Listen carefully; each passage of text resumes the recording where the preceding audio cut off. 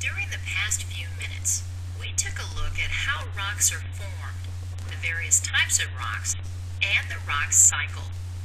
We began by seeing that rocks are non-living substances from the Earth's crust, made up of one or more minerals. The three major categories of rocks were explored. Igneous rocks are made from molten rock in the form of magma or lava. Sedimentary rocks are formed by the compaction and cementation of sediments. And metamorphic rocks are rocks that have been changed as a result of heat, pressure, or chemical reactions. We discussed the process of weathering, which involves the breaking down of rocks into smaller pieces through the action of moving water, wind, ice, or chemicals.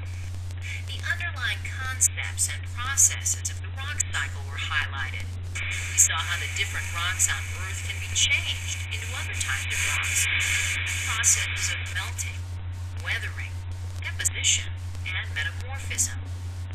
So, the next time you walk on the sidewalk, skip a stone across the water, or take a walk on the beach, take a moment to think about how the rocks you see fit in to the Earth's rock cycle.